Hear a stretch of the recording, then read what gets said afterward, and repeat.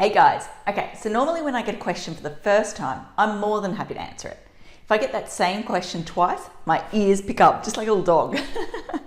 If I get that same question 3 times, as they say in the castle, it's going straight to the pool room, but in this instance, it's going straight to the FAQ Friday video list. You should see that video list at the moment. It is huge. It goes on and on and on.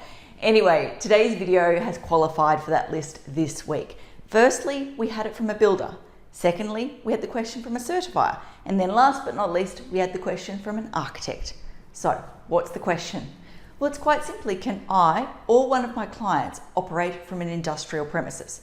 So can I start a commercial use, typically an office, from an industrial premises? Yeah, no. No. One more time, no. In today's video, we're going to focus on the 3 reasons why council says no.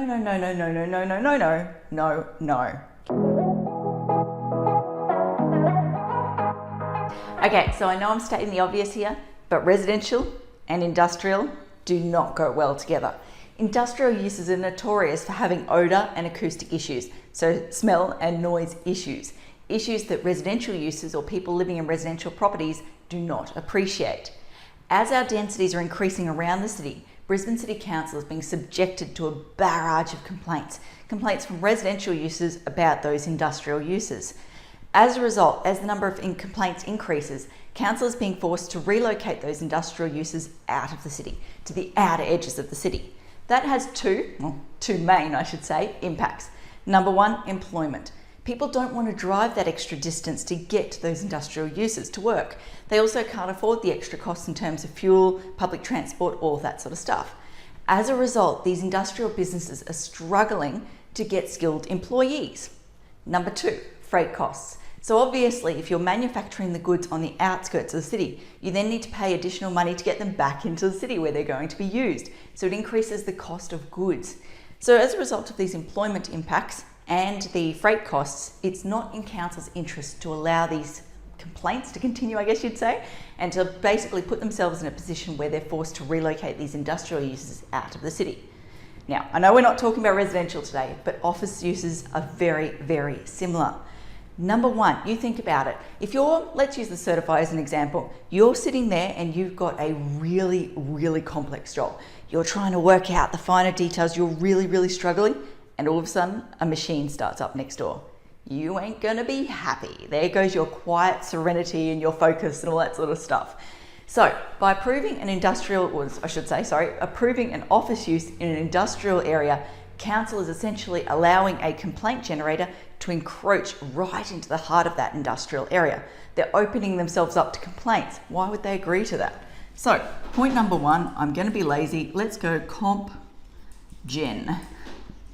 So issue number 1 is the fact that by allowing office users to move into these industrial areas, council are basically opening themselves up to complaint. Let me get word down, it's early.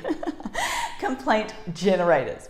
Okay, point number 2. Let's just simplify it and go $signs. Blind Freddy knows that people can pay more for commercial rent than they can for industrial rent. It's why commercial buildings are more expensive to rent than industrial buildings. If council was just to open it up to a free-for-all, all these commercial uses, so office uses, shops, retail, all that sort of stuff, restaurants, would move into these industrial areas because it's cheap land.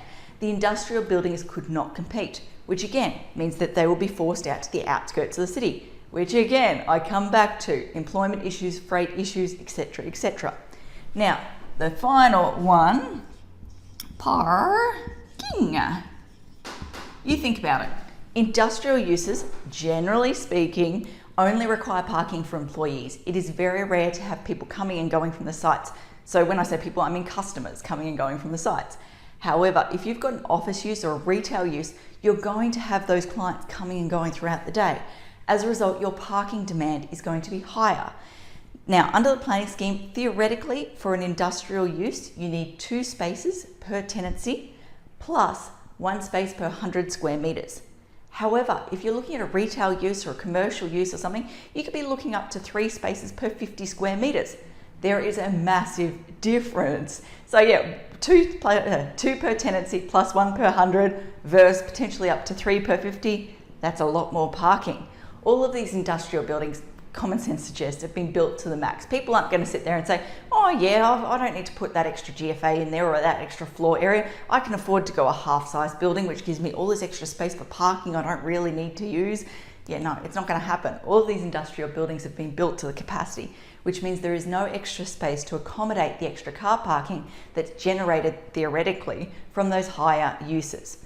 So they're the three reasons, quite simply. Number one, office coming into industrial leads to complaints, which therefore pushes the industrial further out.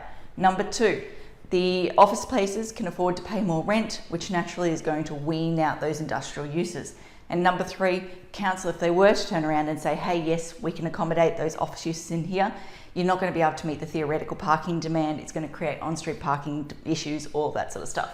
So everyone naturally goes, but I'm different. Me different.